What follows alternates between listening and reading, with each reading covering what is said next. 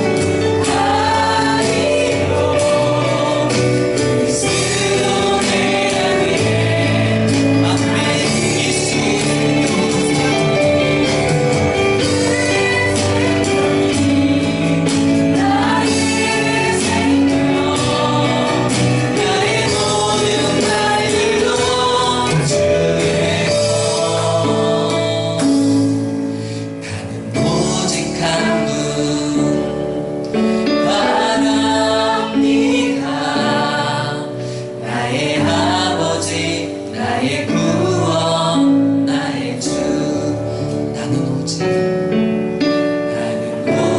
한 분 바랍니다. 나의 아버지 나의 구원 나의 주 나는 오직 한 분 바랍니다.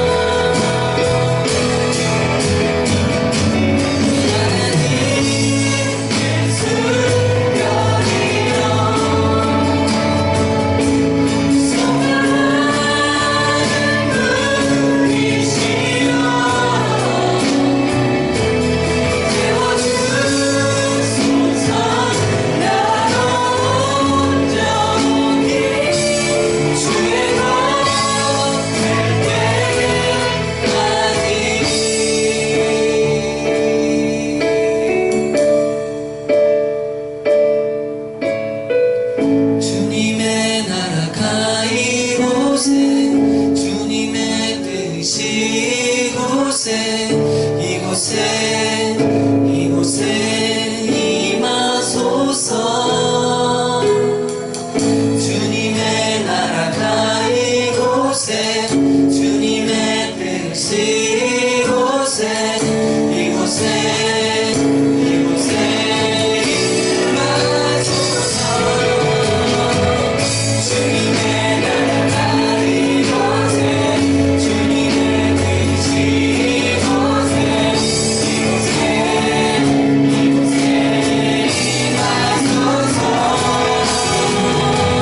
주님의 나라가 이곳에, 주님의 뜻이 이곳에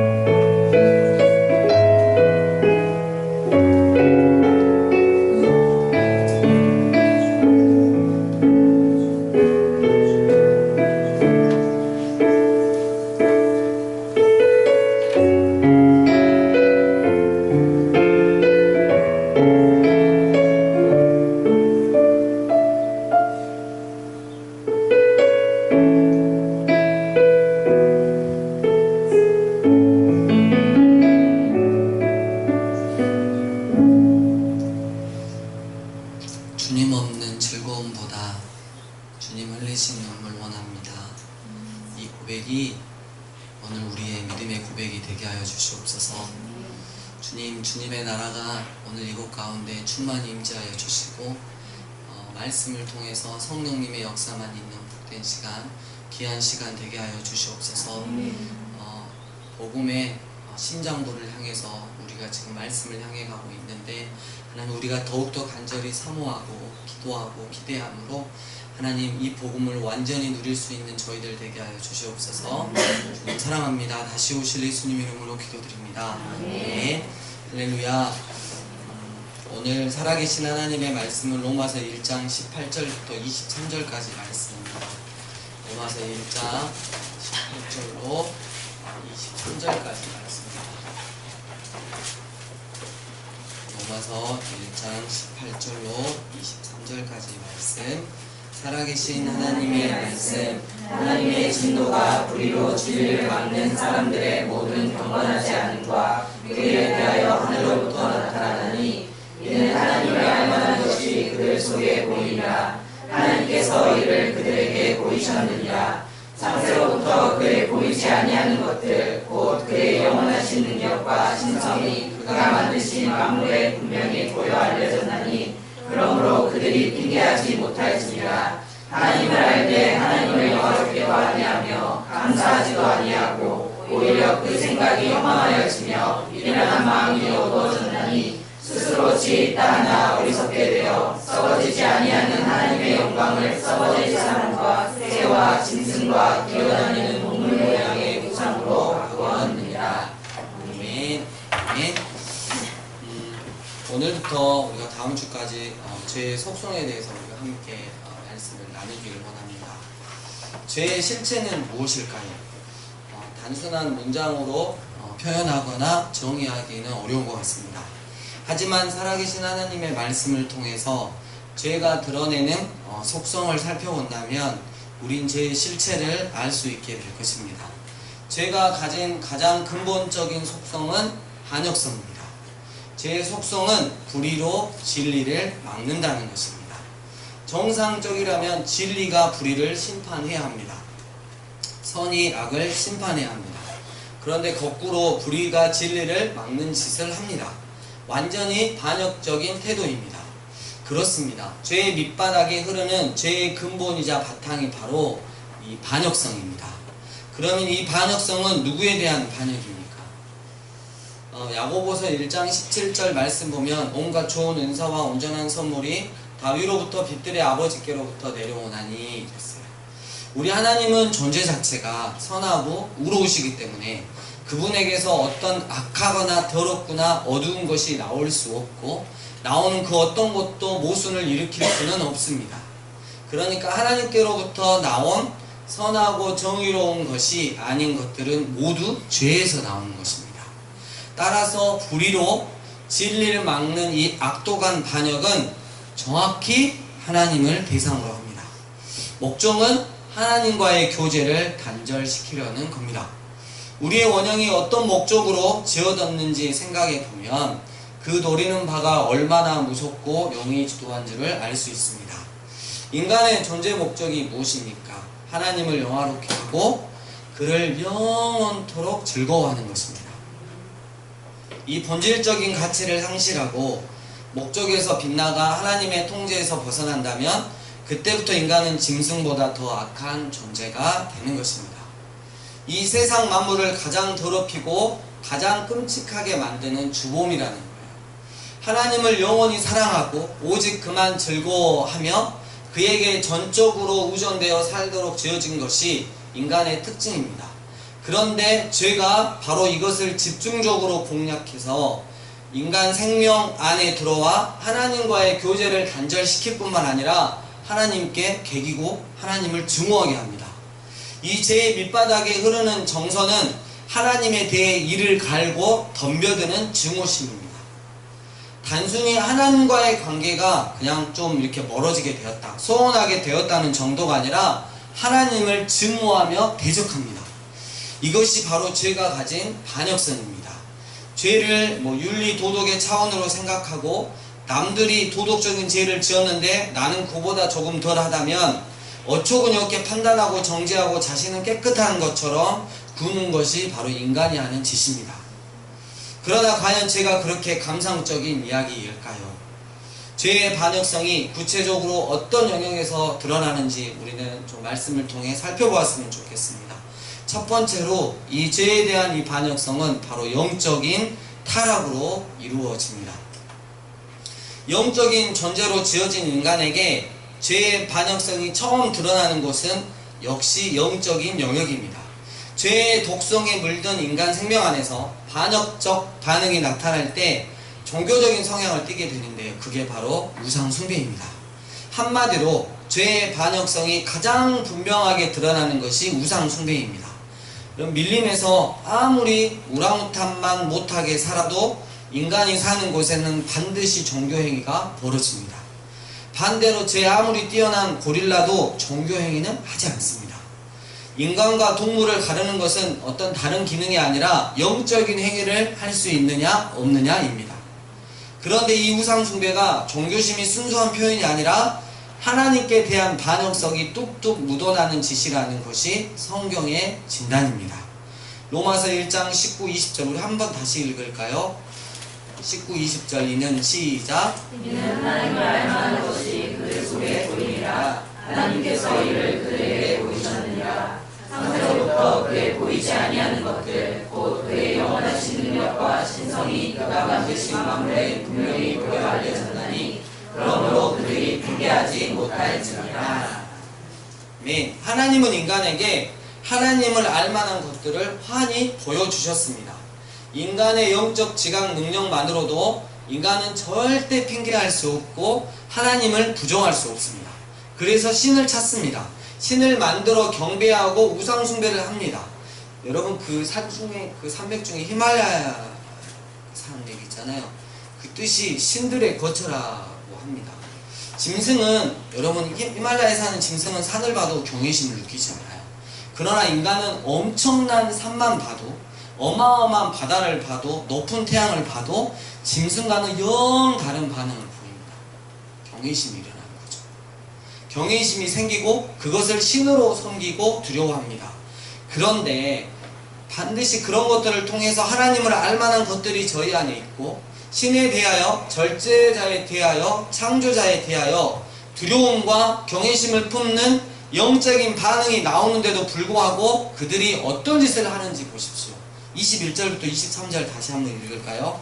21부터 23절 하나님을 알되 시작. 하나님을 알되 하나님을 영화롭게도 아니하며 감사하지도 아니하고 오히려 그 생각이 험망하여지며 미련한 마음이 어두워졌나니 스스로 지혜 있다 하나 어리석게 되어 썩어지지 아니하는 하나님의 영광을 썩어져의 사람과 새와 짐승과 기어다니는 돌 모양의 우상으로 바꾸었느니라. 예. 사람들 속에 하나님을 알만한 것이 분명히 보여서 핑계할 수 없는데도 하나님을 알지만 하나님을 영화롭게 하지 않고 감사하지도 않습니다. 이렇게 지옥에 처박힐 악독한 짓을 하는 것이 바로 인간의 본능적인 반응입니다. 이것은 반역성, 하나님에 대한 반역성 없이는 불가능합니다. 무언가 의도가 숨겨져 있는 것 같습니다. 어처구니 없게도 오히려 생각이 허망하여지고 마음이 미련해져서 썩어지지 않는 하나님의 영광을 썩어질 사람 혹은 짐승 혹은 버러지 형상의 우상으로 바꿉니다. 하나님을 아는 경외감이 밀려드는데 그 자연들을 통해서 하나님을 아는 경외감이 밀려오는데 이런 식의 우상을 만든다? 절대 우리는 이해할 수 없습니다.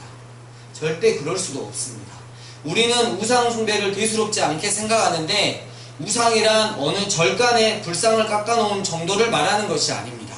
사람이 사람을 숭배할 수도 있고요. 철학이나 어떤 이데올로기, 정치, 권력을 우상으로 섬길 수도 있습니다. 우상 숭배가 인간의 존재와 삶에 얼마나 밀접하게 연결되어 있는지 십계명에서도 아주 잘 나타납니다. 하나님은 율법을 10가지 계명으로 요약해 주셨습니다. 그 중에 첫 번째, 두 번째가 우상 숭배를 금지하는 계명입니다.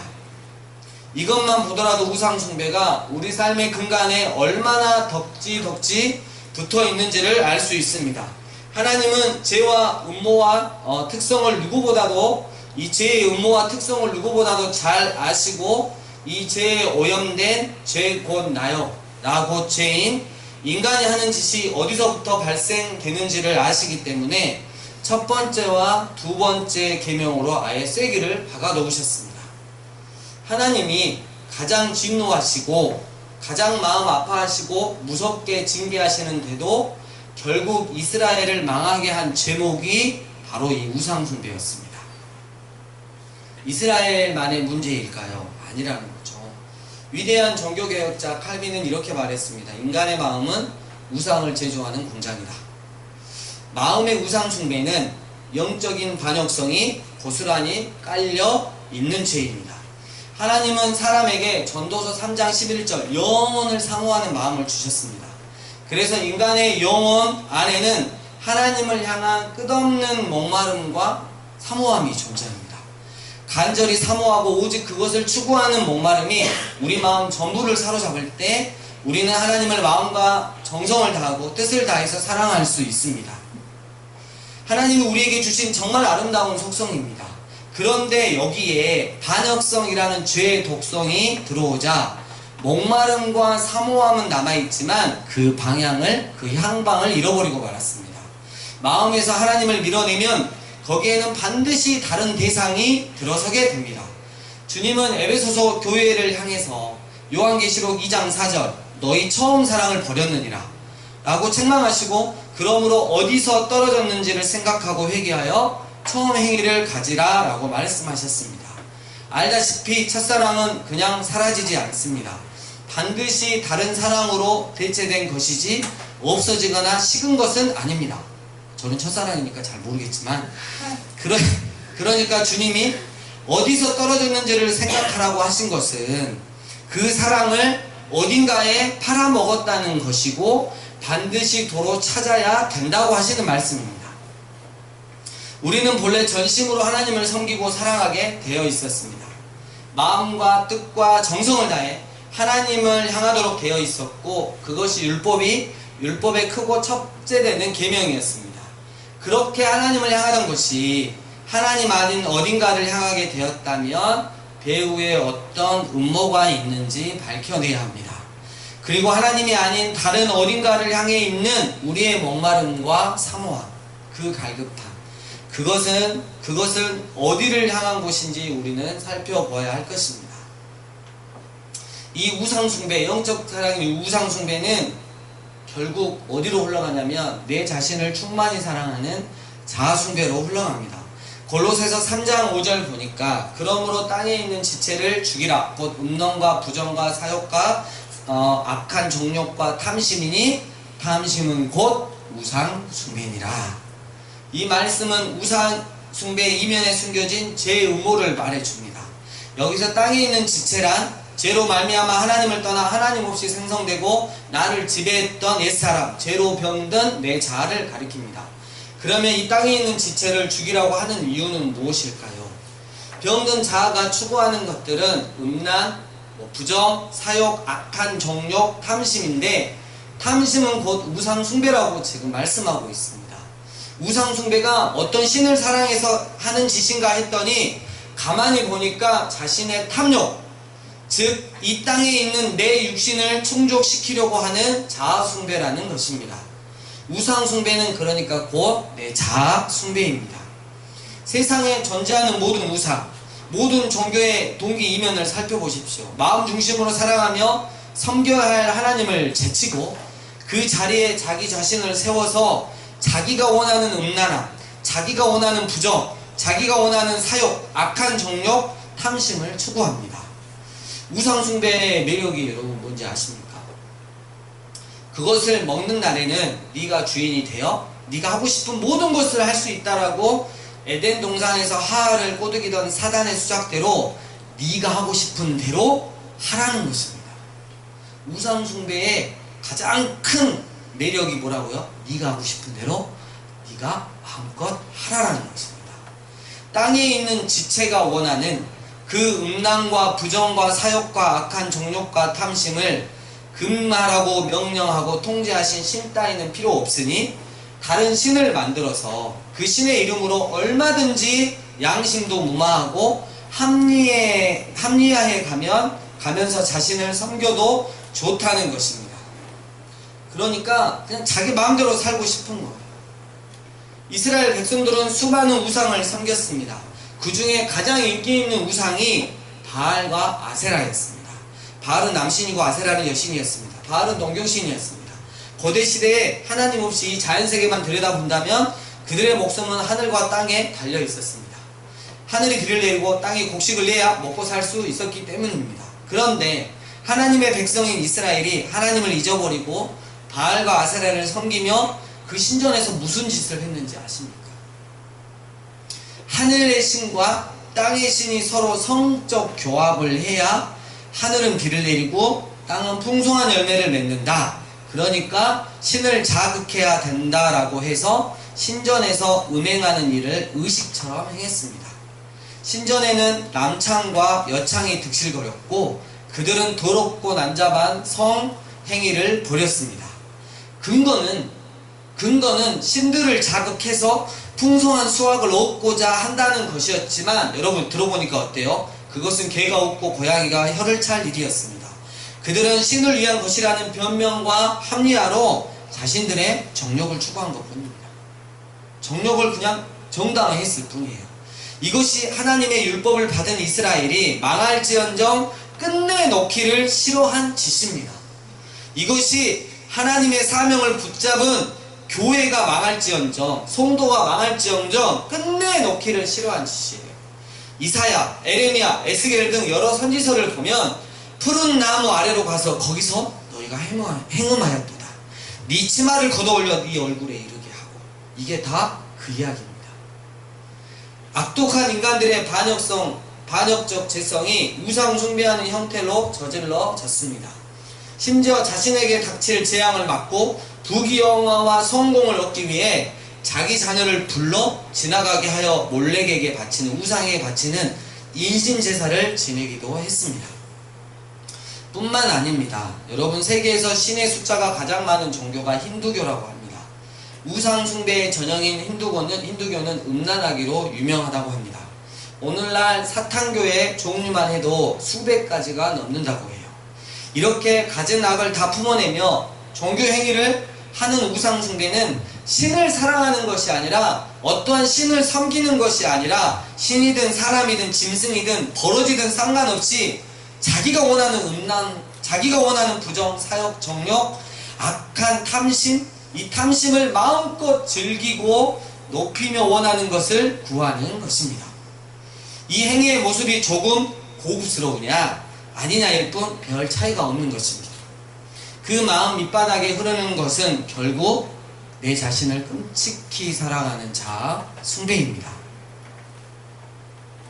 그런데 이렇게 지독하리만큼 자기를 사랑하고 자신의 만족과 유익과 자기의 모든 욕구를 추구하는 나라는 실체가 정말 나 자신일까요? 예전에도 살펴보았지만 죄로 병든 내 자아는 절대 나의 실체가 아니었습니다. 이 헛된 자아 숭배는 결코 맨 정신에는 되지 않습니다. 사실 이것은 우리의 기본 상식과 인간 양심만 있어도 하지 않을 일들입니다. 자연을 보면서 분명히 신이 존재하는데, 그렇지, 어떤 신인지 모르겠지만 이 온 세상을 창조하는 신이 있다는 것을 경외감을 가지고 있다면 우리가 그냥 그 정도만 가지고 있어도 윤리적으로나 도덕적으로 함부로 살 수가 없다는 거예요.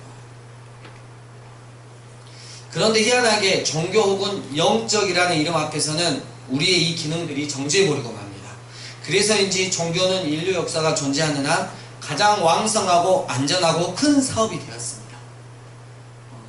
교회 안 다니시는 분들이 말하잖아요. 교회를 뭐라 그래요? 사업이라고 그러죠. 사업. 목사님이 돈 다 이렇게 하는 사업이라고 그러잖아요. 자기에게 만족과 유익을 줄 신을 자기가 만들고 자기가 섬긴다는 것은 결국 자기를 섬긴다는 말입니다. 이토록 종교성이 뛰어난 인간들이 벌이는 우상숭배의 배후가, 알고 봤더니 바로 우상숭배의 배후가 바로 내 자아숭배였습니다. 내 자신이었습니다. 그런데 여기에서 끝나지 않고 더 깊은 음모가 숨어 있습니다. 에베소서 2장 2절 3절, 그때 너희는 그 가운데 행하여 이 세상 풍조를 따르고 공중의 권세 잡은 자를 따랐으니 곧 지금 불순종의 아들들 가운데서 역사하는 영이라. 전에는 우리도 다 그 가운데서 우리 육체의 욕심을 따라 지내 육체와 마음이 원하는 것을 하여 다른 이들과 같이 본질상 진노의 자녀였더니, 우리가 육체의 욕심, 즉 자아 욕심을 따라 지내며 자아가 일으키는 충동대로 육체와 마음이 원하는 것을 하여 본질상 진노의 자식의 짓을 하였습니다. 이 진노의 자식이라는 말은 곧 반역했다는 거예요. 개겼다는 거죠. 그렇게 하나님을 진노하시게 만드는 그 일이 그냥 생기는 것이 아니라 다른 음모가 있었다라고 지금 에베소서 2장에서 말씀하고 있습니다. 2절에 불순종 아들들 가운데 역사하는 영이 있다는 것입니다. 그러니까 우상 숭배라는 이름으로 결국은 자아를 숭배하는 것이 누구의 음모로 그렇게 되었다는 것이에요. 바로 사탄입니다. 그렇다면 결국 우리는 싫든 좋든 사단의 말을 듣고 사단을 숭배한 셈이 되는 것입니다. 성경은 우리가 알든 모르든 인정하든 인정하지 않든 자아 숭배란 결국 따지고 보면 사탄 숭배라고 선언하고 있는 것입니다. 내 자신을 끔찍히 사랑하고 말씀도 그냥 합리화시키고 변화시켜 이렇게 변질시켜가지고 어떻게든 이 세상 가운데 나 축복받고 내 자식 잘 되고 이런 거에만 온통 관심을 갖고 살아간다면 이건 내 자신 숭배가 아니라 사탄을 숭배하는 거라고 성경은 정확하게 선포하고 있는 것입니다. 흔히 종교적 성격을 띌 때에는 우상이라는 것을 알기 쉽습니다. 그러나 요즘에는 종교적인 색채를 띠지 않고 아주 세련된 모습이어서 좀처럼 알아차리기 어려운 우상들이 있습니다. 우리가 마음과 목숨과 뜻을 다하여 경배하는 것, 사모하고 갈망하는 것이 여러분 우상이에요. 여러분 10계명에서 1, 2계명 나오는 너는 나의 다른 신은 딱 엘로힘이라고 하나님이라고 딱 박아놨어요. 창조주 하나님이라고. 창조주 하나님만큼 우리를 구원하신 그 하나님만큼 그 이상으로 우리가 마음을 주고 있다. 그게 바로 우상이 된다는 거예요. 그래서 제가 다음 세대에게 그렇게 말하는 거예요. 절제해라. 게임에 대해서 절제하고 연애에 대해서 절제해라. 왜냐하면 어느 순간 훅 내 마음이 하나님보다 더 주일날에 뭐 예를 들면 우리가 주일 말고도 하나님을 예배하고 하나님을 만날 수 있는 그 프로그램이 있는데 뭔 일 때문에 그냥 넘어가면 어쩔 수 없는 거예요. 근데 내가 좋아하는 연예인이나 내가 꼭 보고 싶은 야구나 이게 꼭 가야 되는데 그날 뭔 일 때문에 못 가게 되면 기분이 어때요? 열이 막 엄청 나는 거죠. 뭐 성경 공부한다, 뭐 기도해야 한다, 그럼 그런 건 제낄 수 있어. 상황이 안 되니까. 근데 꼭 가기로 했는 넥센하고 기아 야구전에 표를 끊어놨는데 못 가게 됐어. 이런 씨! 막 이러면서 막 성질을 내고 이런 모습들. 그렇다면 우리가 순간 넘어가는 거예요. 마음을 빼앗긴 거라고요. 이 사모하고 갈망하는 것이 우상인데 그런 현대판 우상에는 어떤 것들이 있을까요? 교회 밖은 물론 교회 안에도 들어와 있고 심지어 성직을 감당하는 가운데서도 있을 수 있는 우상에는 어떤 것들이 있는지 한번 봅시다.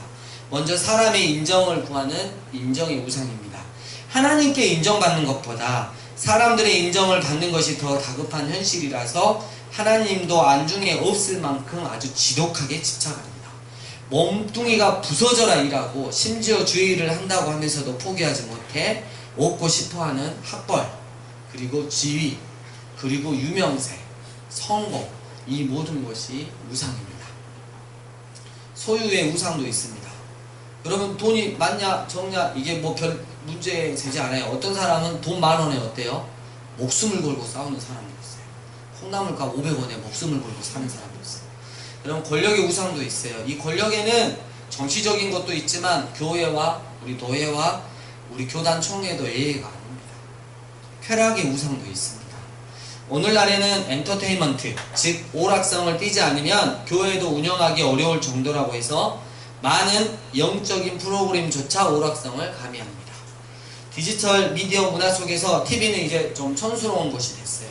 이제 우리는 손에 들고 목에 걸고 귀에 꽂아서 아예 숨 돌릴 틈도 없이 우리를 즐겁게 해주는 그것들을 바라볼 수 있게 되었습니다. 특별히 죄를 짓지 않아도 넋을 잃을 만큼 재미있고 짜릿하고 기막힌 것들에 둘러싸여 눈으로 가담하든지 아예 더 적극적으로 몸으로 가담하든지 아예 거기서 헤어날 줄 모르고 있습니다. 심심할 때 유튜브 한번 딱 켜서 뭐 하나 이렇게 뭐 엽기적인 거 하나 동영상 봤는데 계속 나오다 보면 어때요? 예, 계속 보고 있는 내 모습을 볼 수 있어요. 너무 심심해서 컬투쇼, 2시 탈출 컬투쇼 이거 재밌는 거 하나 봐야겠다. 재밌으니까 또 눌러보고 또 눌러보면 1시간이 금방 가요. 정말 헤어날 줄 몰라요. 가끔 그럴 때 여러분 어떻게 내가 이럴 수가 있다니 회개합니다. 이렇게 끝나는 게 이럴 수 있다니 나 진짜 한심해. 나 결단했어. 일주일 동안 비디오 금지합니다. 이렇게 딱 하는 거예요. 여러분 좀 오버가 됐으면 어떻게 해야 돼요? 다시 비워야지. 일주일 동안 네이버랑 유튜브랑 안 볼 거야. 이렇게 딱 해놓고 일주일 동안 비디오 금지하세요. 그러면 어떻게 해요? 다시 조금 이렇게 순화가 되면서 정결해져요. 그리고 또 한 번씩 이렇게 또 많이 쌓이면 이렇게 우리는 성화의 단계가 필요하니까. 요한일서 2장 16절 이는 세상에 있는 모든 것이 육신의 정욕과 안목의 정욕과 이생의 자랑이니 다 아버지께로부터 온 것이 아니요 세상으로부터 온 것이라. 2000년 전에 기록된 성경에 육신의 정욕과 안목의 정욕과 이생의 자랑이라고 정확히 표현되어 있는 것을 보면 주님은 우리가 결국 어디를 향해 갈지 그 코스가 어떤지를 정확히 아시고 마지막 때 일어날 일들을 정확하게 짚어내셨습니다. 관계의 우상, 성에 대한 우상, 돈에 대한 우상 등 이런 것들이 바로 현대판 우상인 것입니다. 내 자신을 충분히 사랑할 수 있을 만큼의 그 우상들, 그 우상을 위하는 건 아니잖아요. 그 우상을 이용해서 어때요? 내가 하나님같이 사는 거잖아요. 이해도 많지만 한 가지 분명한 것은 우상이란 우리 마음 중심으로 애착을 가지고 여기서 떨어지면 정말 죽을 것처럼 섬기고 경배하는 것. 원래 하나님께 드려야 될 에너지를 하나님 아닌 다른 것으로 향한 것을 말합니다. 우상숭배에 이런 음모가 숨겨져 있다는 것을 알면 알수록 이 죄가 어떤 놈과 닮았다고 느끼지 않습니까? 이 정도쯤에서 말씀을 정리합니다. 이렇게 돼야 되는데 찬양을 우리가 두 곡을 안 했잖아요. 말씀이 좀 길어서 뺐어요. 네. 여러분들이 찬양도 다 하고 말씀도 길고 막 이러지는 않을 텐데 저 혼자 괜히 그래서 그리고 찬양 두 곡에 해당하는 분량을 지금부터 나가도록 하겠습니다. 네. 여러분 누가 닮았냐면 사탄과 기가 막히게 닮았어요. 반역성이야말로 사탄의 속성이 그대로 드러난 죄의 속성인 것입니다. 절대 죄는요 중립적인 실체가 아닙니다. 반드시 어느 편에 붙은 것입니다. 결론적으로 말해서 죄는 사탄의 완벽한 도구예요. 죄는 사단이 가지고 노는 도구예요. 죄를 캐다 보면 그 밑바닥에 실체가 나타나는데 그게 바로 사탄입니다.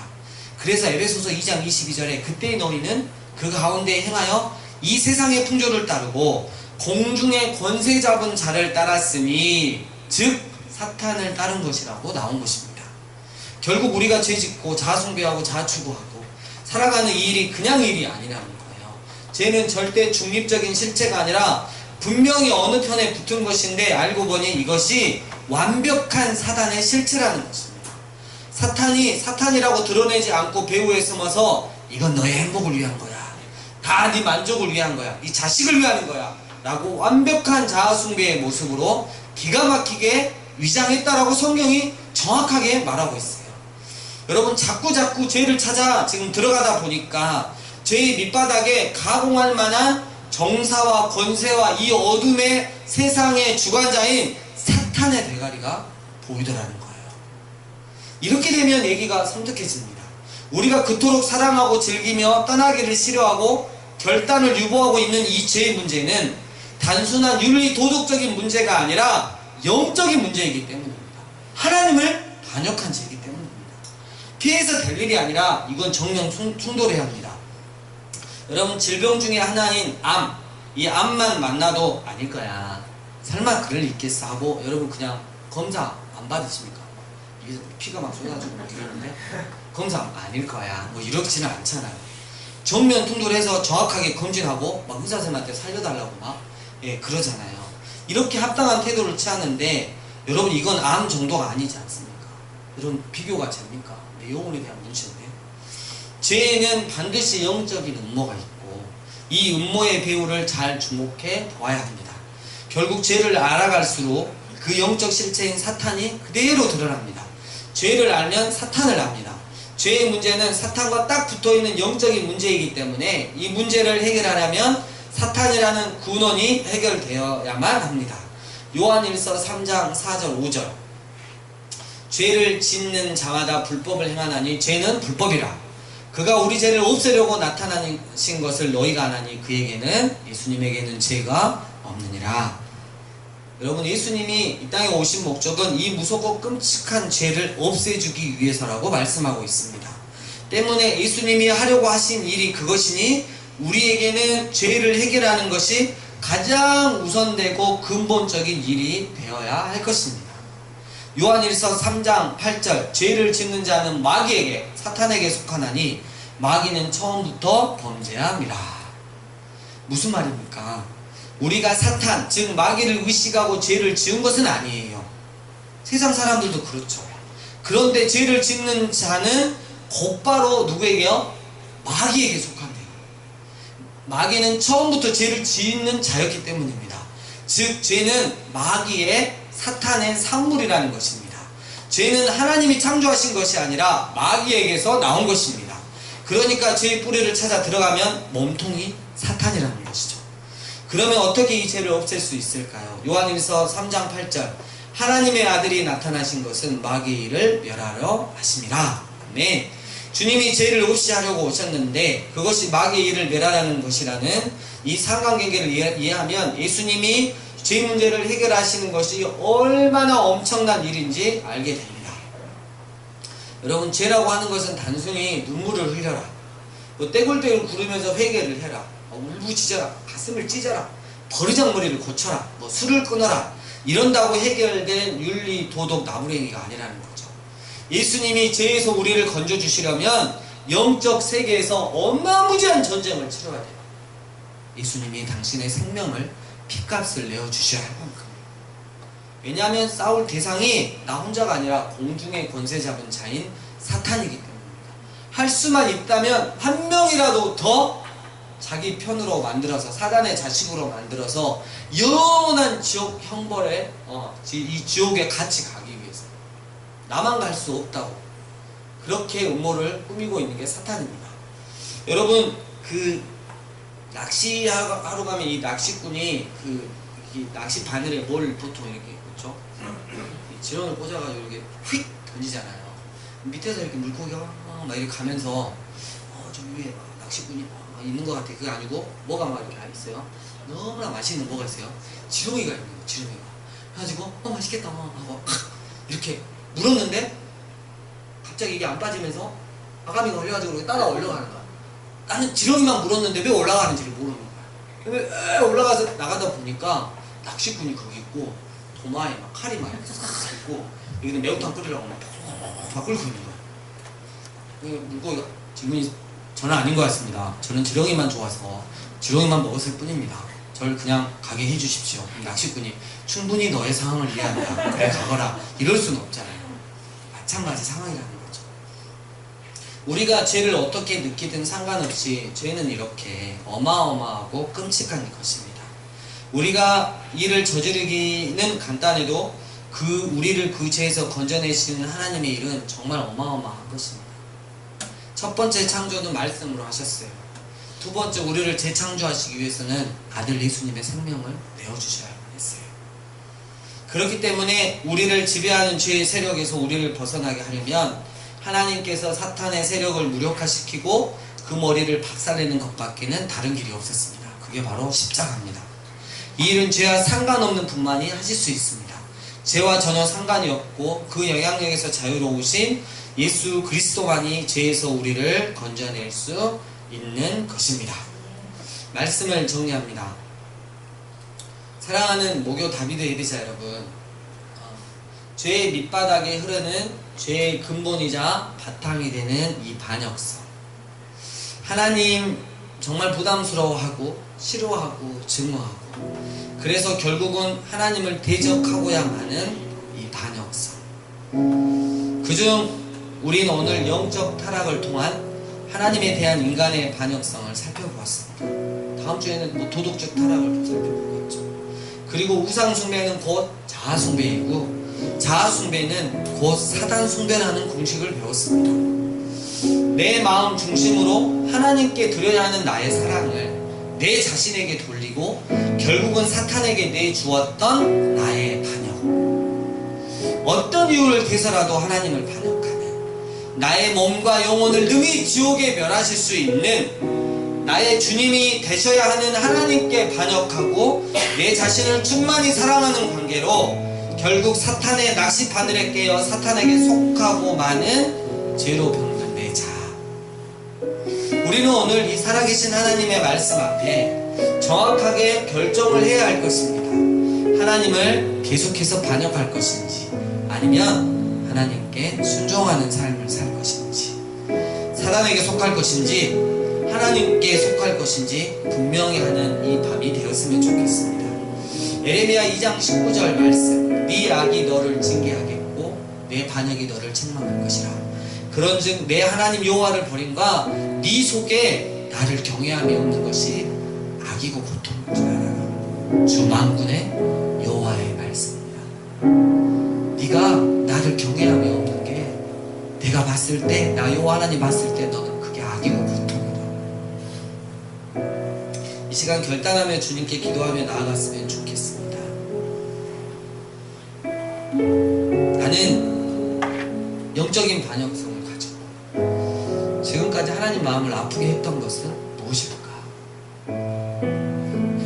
하나님보다 정말 중요한 순간에 내 자신을 사랑하고 나의 경험을 가지고 결정을 내리며 하나님 경외함 없이 나를 더 경외하는 모습들은 어떤 것들이 있었는지 기도 가운데 우리 한번 깨닫고 회개했으면 좋겠습니다. 그리고 늘 하나님 마음에 새기고 살아가게 해주세요. 이거 내 자아를 사랑하는 것은, 내 자아를 끔찍히 사랑하는 것, 곧 사탄을 숭배하는 그거라는 것. 우리 이 시간 주님 앞에 엎드려 함께 기도하며 나가겠습니다. 기도하시겠습니다.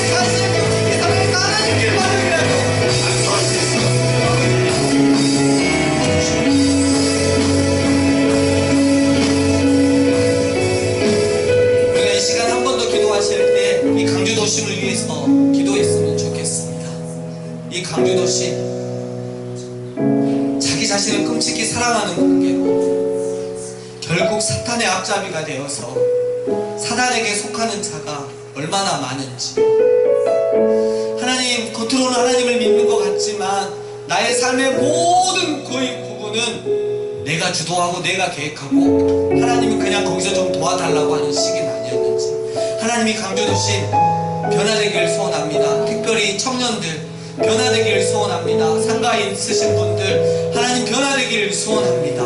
하나님 강조 도심이 하나님께 반역하는 게 아니라 사단에게 반역해서 하나님께 돌아올 수 있는 강조 도심이 되게 하여 주시옵소서. 오늘도 전도하였습니다.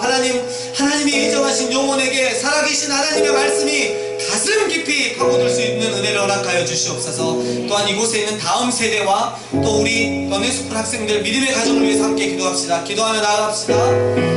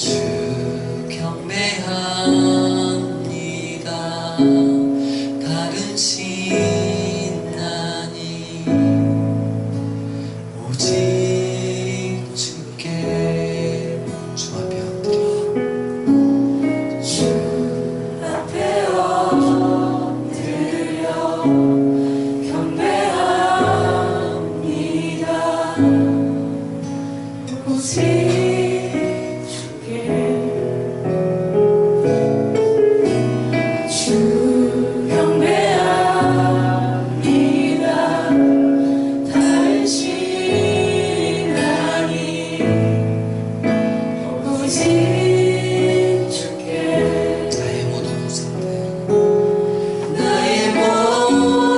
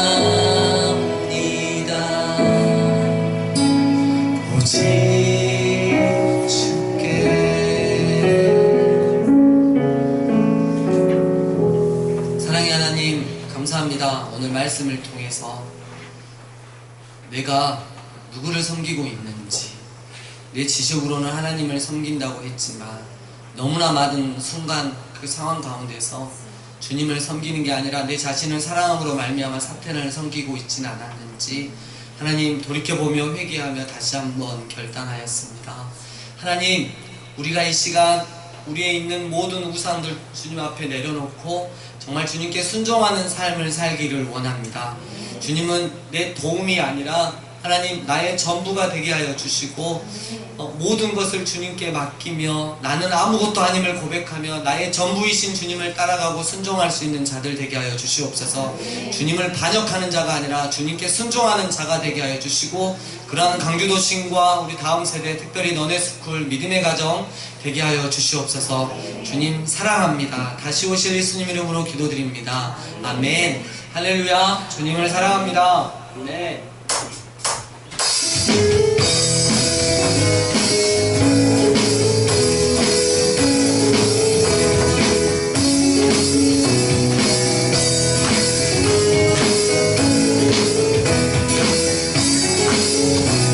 내가 만약